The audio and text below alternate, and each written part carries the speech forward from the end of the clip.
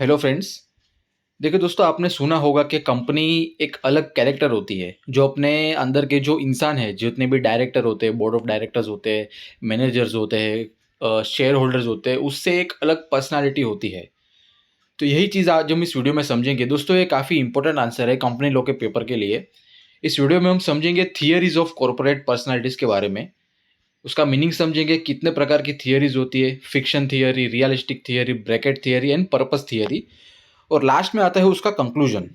तो ये सारी चीज़ें आज हम इस वीडियो में क्लियर करेंगे, ठीक है। देखिए दोस्तों, सबसे पहले बताऊं कि इस चीज़ का मीनिंग क्या होता है कॉर्पोरेट पर्सनालिटी का। A company as a separate legal person, ठीक है। कंपनी जो है वो एक सेपरेट लीगल पर्सन है। कंपनी के अंदर जितने भी लोग होते हैं, डायरेक्टर है, प्रोड्यूसर है, उससे ये कंपनी जो है वो एकदम अलग होती है। अभी समझो एक कंपनी है जिसमें 10 लोग हैं जो इस कंपनी को चलाते हैं, लेकिन आप 10 लोग को नहीं जानते। हो सकता है आप उस 10 लोग को ना जानते हो, लेकिन आप कंपनी को जानते हैं, ठीक है। अब जैसे फॉर एग्जाम्पल रिलायंस है। रिलायंस जो है वो कंपनी का नाम है, लेकिन कंपनी कोई जिंदा इंसान नहीं है। उस कंपनी के अंदर मुकेश अंबानी आते हैं, ठीक है, और भी बहुत सारे लोग रहते हैं, एक्सपर्ट लोग रहते हैं जो कंपनी को डे टू डे अफेयर्स को संभालते हैं। This is a concept of a corporate personality. It basically means the company can act on its own even through it's not a real person. मतलब यहाँ पे क्या होता है, कंपनी कोई रियल पर्सन नहीं है, लेकिन वो कंपनी जो है वो खुद एक्ट कर सकती है। कैसे? अभी जैसे मुकेश अंबानी जी ने कुछ जियो निकाला, ठीक है, तो वो रिलायंस के नाम पर निकाला है। अगर कुछ होता है तो आप रिलायंस के ऊपर केस कर सकते हैं, ठीक है।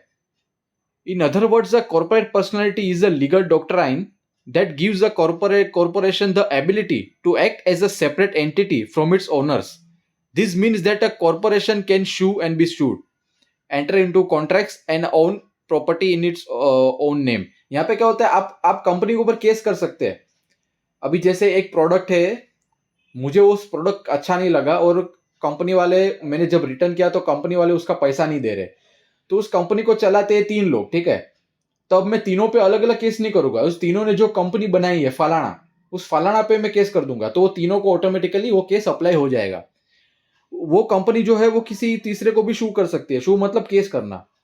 कोई कस्टमर है वो कंपनी पे केस कर सकता है।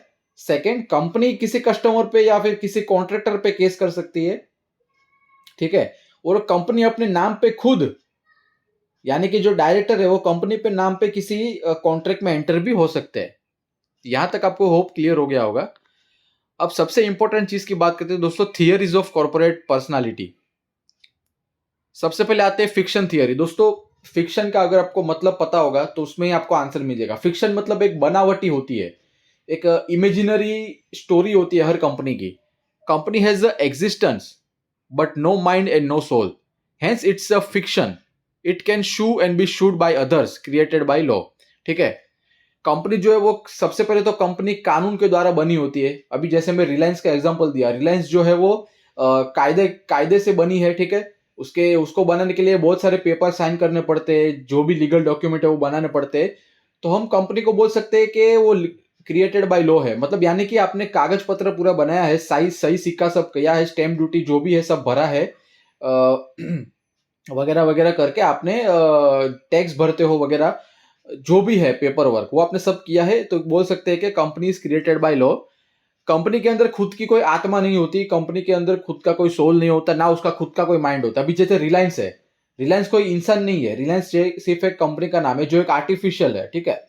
उस कंपनी को चलाता कौन है? उसके अंदर आदमी होते हैं, इंसान होते हैं, वो चलाते हैं।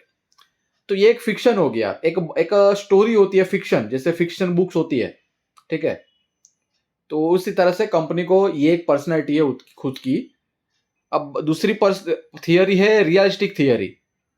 मतलब ये क्या होता है, रियलिस्टिक थियरी क्या बोलती है? रियलिस्टिक थियरी बोलती है कि कंपनी कोई फिक्शन नहीं होती, वो रियल होती है। जैसे हम रियल इंसान होते हैं वैसा। Opposite of fiction theory, realistic theory क्या बोलते हैं कि भाई हम ऑपोजिट है फिक्शन थियरी से। फिक्शन थियरी क्या बोलती है? कंपनी के अंदर सोल नहीं होती, आत्मा नहीं होती, खुद का कोई माइंड नहीं होता। लेकिन रियलिस्टिक क्या बोलती है कि हाँ भाई, कंपनी के अंदर आत्मा भी होती है और माइंड भी होता है खुद का। It says that company has have a real personalities and not are created by law. Created by law मतलब मैंने आपको बताया सारे कागज पत्र सही सिक्का करके बनाई जाती है। लेकिन यहाँ पे क्या होता है रियलिस्टिक थियरी में, आप मतलब रियलिस्टिक थियरी ये बोलती है कि कंपनी के पास खुद की एक आत्मा होती है, खुद पर्सन है। यही चीजें दोनों में डिफरेंस बताया गया है। अब बात करते हैं दोस्तों ब्रैकेट थियरी की। ये बहुत ही इंपॉर्टेंट टॉपिक है, ये बहुत ही कंफ्यूजिंग लगता है लोगों को, लेकिन मैंने बहुत सिंपल तरीके से आपको बताया हूं यहाँ पे। Company and their directors, managers are different. देखिए दोस्तों, ब्रैकेट थियरी क्या बोलती है, कंपनी एंड देयर डायरेक्टर और मैनेजर्स आर डिफरेंट। अब मैं उसको और अच्छे से समझाता हूं। Companies are legal person and inside that company people are there who are interested in working and managing all the activities of the company। यहाँ पे होता है, क्या होता है, कंपनी जो है वो एक अलग नाम है, उस नाम के अंदर जो लोग होते हैं जो मैनेज करते हैं कंपनी को, वो लोग अलग होते हैं। यानी कि कंपनी एक अलग चीज है और कंपनी को चलाने वाले अलग चीज होती है। ठीक है। For example, mister X1, X2, X3 and X4 formed a company.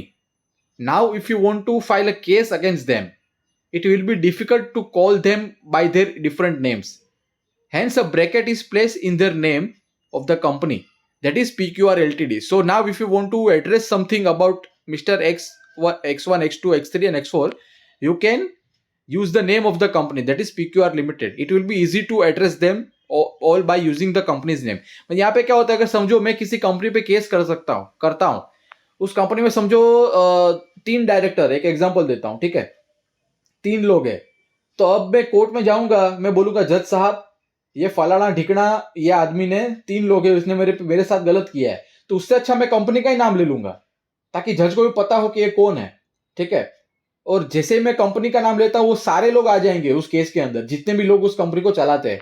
तो यहाँ पे मेरे को अलग अलग नाम बोलने की जरूरत नहीं है। यहाँ पे क्या होता है, X1 है, X2 है, X3 है, X4 है। तो मैं कोर्ट में जाके ऐसा बोलूंगा कि जज साहब, X1, X2, X3 and X4 ने मेरे साथ ऐसा किया।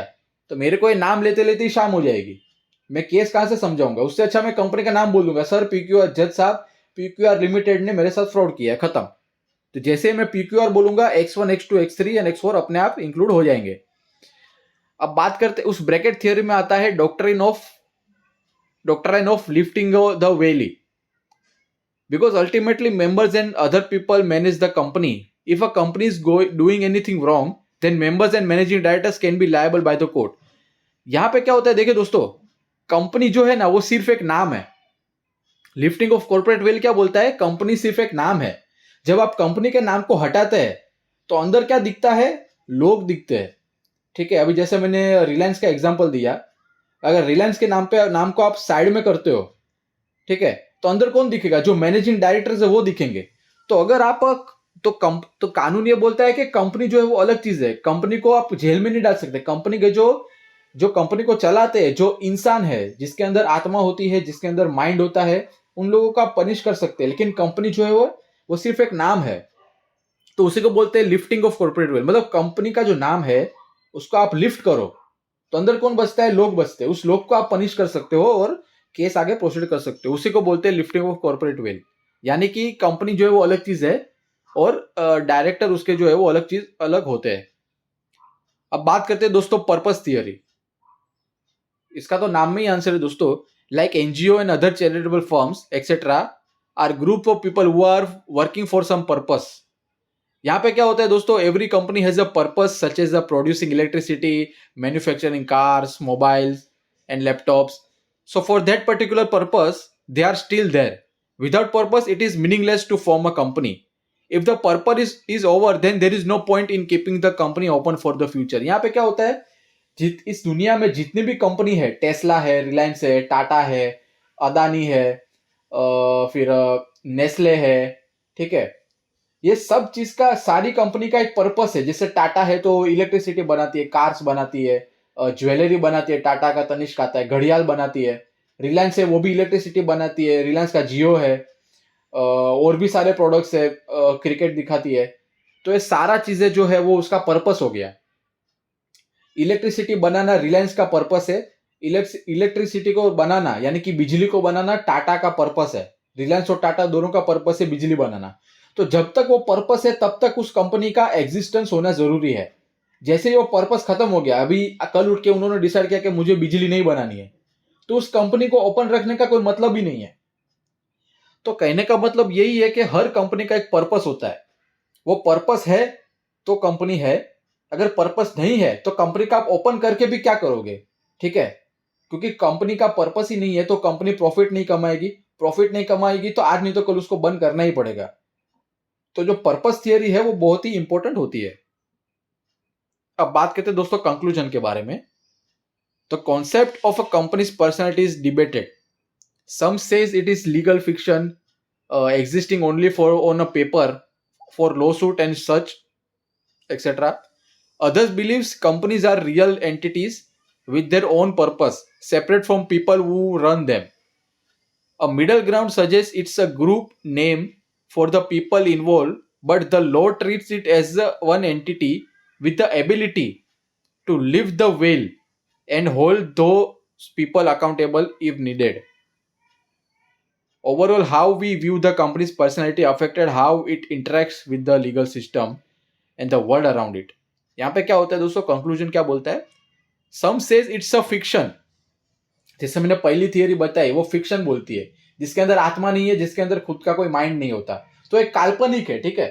जैसे फिक्शन स्टोरी होती है ना, फिक्शन बुक्स आप पढ़ते होंगे, जो एक काल्पनिक होती है कि कोई हीरो आता है, शहर को बचा लेता है, सुपर पावर होता है उसके पास, तो रियल में नहीं होता। तो उसी तरह कंपनी जो है वो रियल नहीं होती, वो एक आर्टिफिशियल होती है जो कानून बनाती है, जो खुद केस कर सकती है और उसके ऊपर कोई दूसरे लोग भी केस कर सकते हैं। दूसरी थियरी बोलती है कि भाई रियल होती है, तो खुद का एक पर्सनालिटी होता है वगैरह वगैरह। तो अलग अलग चीजें, अलग अलग थियरी अलग अलग टाइम पे लोग इस्तेमाल करते हैं दोस्तों। अगर कंपनी के पर्सनालिटी के बारे में जानना है तो आप डिपेंड होता है कि आप उसको किस तरह से देखते हैं। तो इस वीडियो में आपको मैंने समझाया, फिक्शन थियरी है, रियलिस्टिक है, ब्रैकेट है। ब्रैकेट में क्या होता है कि भाई कंपनी जो है वो उसका कंपनी का नाम को अगर आप साइड में कर दो तो अंदर लोग बसते हैं, वो लोग लायबल होते हैं कंपनी को डे टू डे संभालने के लिए, ठीक है। शुक्रिया दोस्तों।